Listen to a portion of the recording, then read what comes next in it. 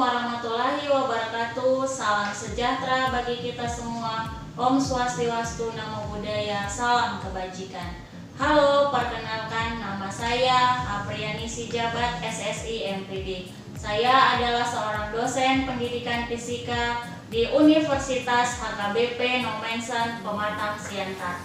Pada kesempatan kali ini, saya ingin menjelaskan terkait salah satu mata kuliah yang saya ampu, yaitu eksperimen fisika dasar. Adapun pemaparan ini dalam rangka unjuk kerja bukti pelaksanaan Tridharma Perguruan Tinggi dalam bidang pengajaran. Dalam menjelaskan mata kuliah ini, saya melakukan pendekatan DIA, yaitu Delivery, Interaction, and Assessment. Dalam aspek delivery, di sini akan menjelaskan bagian bagaimana saya menyampaikan materi pembelajaran. Mata kuliah eksperimen fisika dasar merupakan mata kuliah wajib yang diikuti oleh mahasiswa program studi pendidikan fisika semester 5 di Universitas HKBP Nomensen Pematang Siantar. Kode mata kuliah ini adalah PF1523. Terkait dengan aspek delivery pada mata kuliah ini, saya membawakan setiap sesi pertemuan berbasis pada capaian pembelajaran lulusan program studi yang dibebankan pada mata kuliah ini. Kemudian diturunkan menjadi capaian pembelajaran mata kuliah atau CPMK. Adapun CPMK pada mata kuliah eksperimen fisika dasar adalah yang pertama, mahasiswa mampu menjelaskan konsep prinsip eksperimen fisika dasar secara mandiri, bermutu, dan terukur. CPMK yang kedua adalah mahasiswa mampu merumuskan tujuan pembelajaran dan indikator pencapaiannya secara mandiri, bermutu, dan terukur. Yang ketiga, mahasiswa mampu merancang langkah-langkah eksperimen fisika dasar. Dan CPMK yang keempat adalah mahasiswa mampu merancang eksperimen fisika dan mengunggahnya di web universitas dan juga blog pribadi mengikuti norma dan etika yang berlaku di UHKBPNT. Deskripsi mata kuliah ini adalah mata kuliah eksperimen fisika dasar merupakan landasan awal mahasiswa mengembangkan kegiatan eksperimen fisika.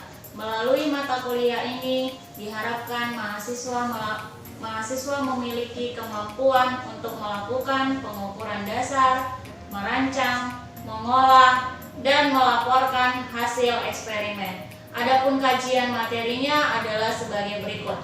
Yang pertama, eksperimen konstanta pegas. Yang kedua, eksperimen menentukan koefisien muai volume. Yang ketiga, eksperimen fluida dinamis. Yang keempat, eksperimen tekanan hidrostatis. Yang kelima, eksperimen cermin datar dan cermin sudut. Dan yang terakhir adalah eksperimen pada pembiasan plan paralel. Untuk mencapai CPMK ini, maka disusunlah sub CPMK yang dibagi dalam 14 pertemuan di luar ujian tengah semester dan ujian akhir semester. Untuk membuat mata kuliah ini terstruktur, maka saya menggunakan buku ajar yaitu Eksperimen Fisika Dasar karangan Apriyani Sijabat, penerbit Forum Aswaja tahun 2020 Nusa Tenggara Barat. Selain itu, sebagai buku wajib yang kedua adalah buku fisika karangan Douglas Dian Cooley. Bagian yang kedua, interaction. Dalam aspek interaction menjelaskan bagaimana saya menjalin interaksi dan komunikasi dalam proses pembelajaran dengan mahasiswa dalam mata kuliah ini. Bagian interaction secara prinsip saya gunakan adalah berhubungan dengan mahasiswa baik di dalam kelas maupun di luar kelas berbasis pada prinsip Student Centered Learning atau SCL. SCL merupakan sebuah metode yang mengedepankan dan menekankan partisipasi aktif mahasiswa dalam pembelajaran. Adapun beberapa teknik interaksi yang saya lakukan dalam mata kuliah eksperimen fisika dasar adalah dengan cara memaparkan materi dengan menyisipkan pertanyaan pemicu untuk melatih mahasiswa berpikir kritis dan memberikan pendapat. Kemudian metode diskusi dan juga pemecahan masalah. Pemecahan masalah di sini adalah ketika mahasiswa mampu menyelesaikan soal-soal latihan yang saya berikan. Kemudian saya memberikan penghargaan berupa pujian kepada mahasiswa yang berhasil menyelesaikan permasalahan dalam pembelajaran. Dengan hal tersebut diharapkan mahasiswa memiliki motivasi dan semangat dalam mengikuti setiap perkuliahan. Yang ketiga adalah bagian asesmen. Asesmen adalah bagaimana saya menilai mahasiswa seobjektif mungkin. Aspek penilaian yang saya gunakan mengikuti buku panduan akademik yang sudah ditetapkan di Universitas HKBP Nomensen Pematang Siantar. Adapun aspek penilaian meliputi yang pertama aspek pengetahuan dengan bobot 60%, kemudian aspek keterampilan dengan bobot 20%, dan yang ketiga adalah aspek sikap dengan bobot 20%. Adapun kategori penilaian, nilai rentang nilai dari 81 sampai 100 adalah nilai A, rentang nilai 70 sampai 80,99 B, 55 sampai dengan 69,99 C, 40 sampai 54,99 D, dan 0 sampai 39,99 nilai E. Apabila mahasiswa mendapatkan nilai D dan E, maka mahasiswa tersebut gagal dalam mata kuliah yang saya ampuh. Dan yang terakhir itu adalah penilaian sikap. Sikap yang dinilai itu adalah disiplin, aktif, komunikasi, dan interaksi yang dinilai menggunakan skala Ricket dengan rentang nilai 5, 4, 3, 2, 1.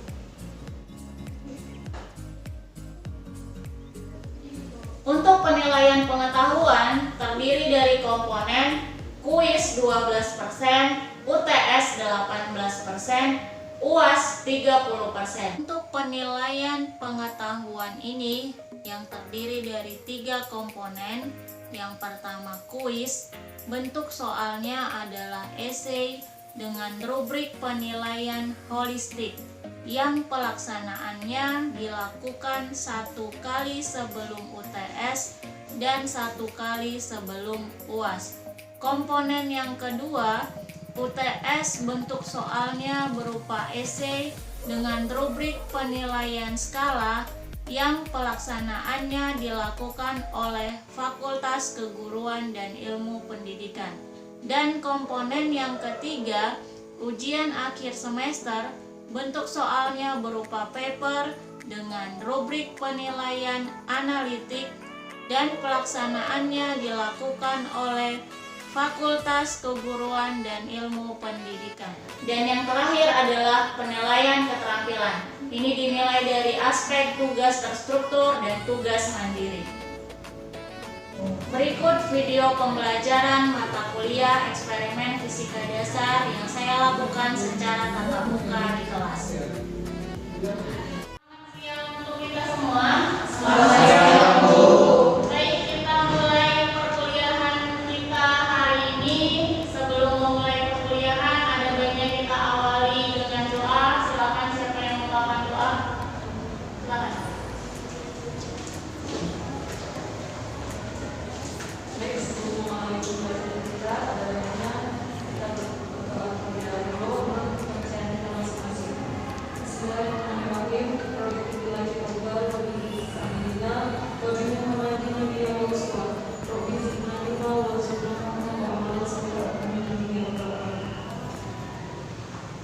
Baik, terima kasih kepada si Afrika yang sudah membuka dengan doa.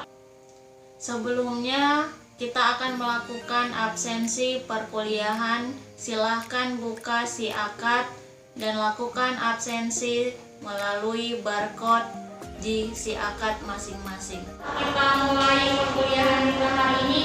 Hari ini adalah pertemuan yang ke-12 sesuai dengan RPS yang sudah saya bagikan di awal perkuliahan. Materi kita pada hari ini adalah mengenai cermin datar dan cermin sudut.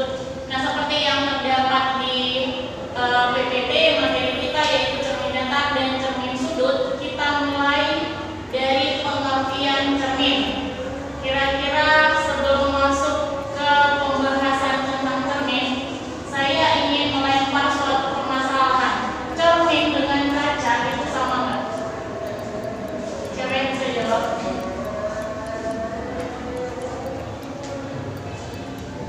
Bunga?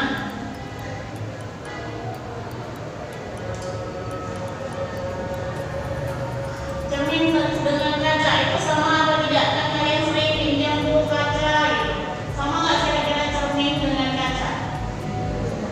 Beda. Beda. Bedaannya di mana, Alberto? Kalau kaca Bu, dilihat bayangan kita tembus.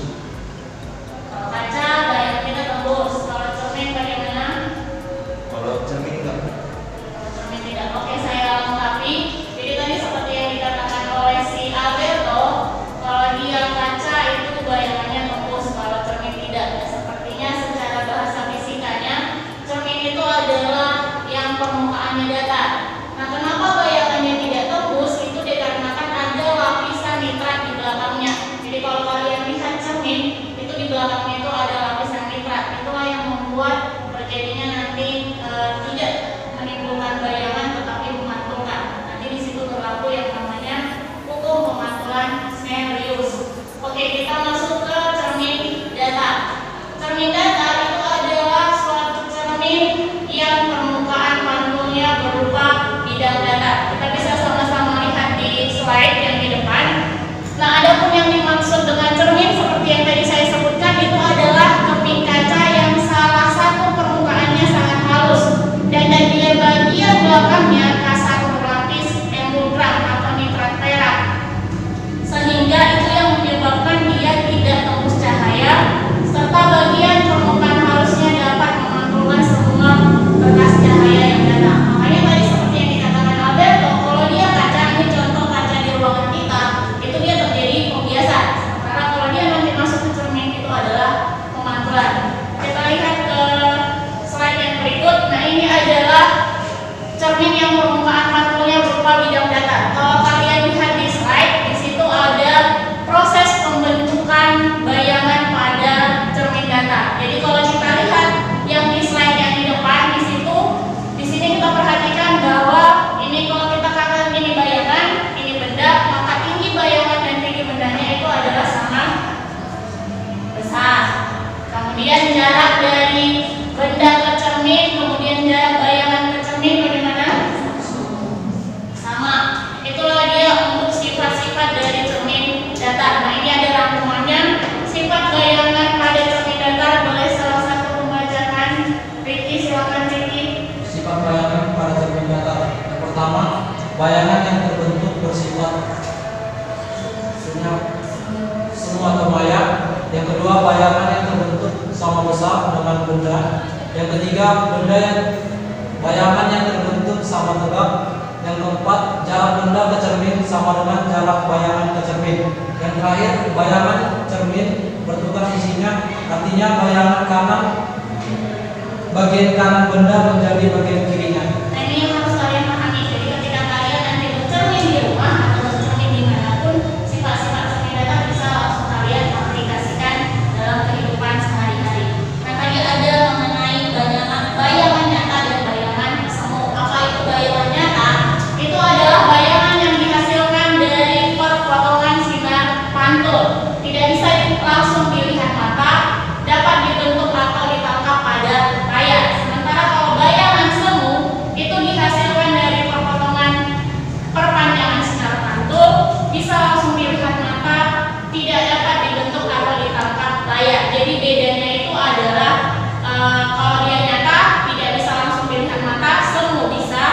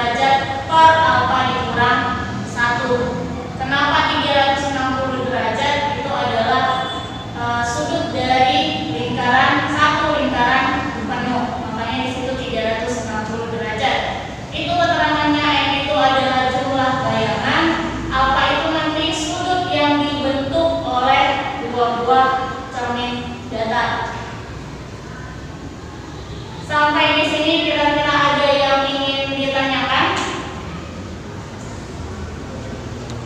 Bisa dipahami? Oke, baik. Untuk lebih memahami materi kita hari ini, kita masuk ke latihan soal. Yang pertama, itu berarti diketahui apa? Coba dibaca yang nomor 1, kita sama-sama diskusikan. Yang nomor 1 itu apa? Yang diketahui. Tinggi sama dengan 10 cm. Kemudian apa lagi? Jarak 15 cm. Berarti tingginya H sama dengan, berarti ini nomor 1 ya. Yang nomor 1 diketahui tadi apa saja? Hanya berapa? 10 cm.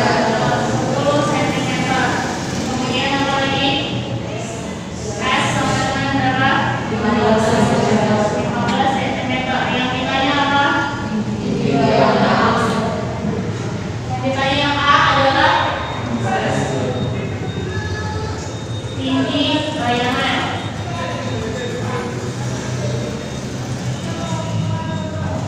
Kemudian yang B yang ditanya adalah jarak bayangan.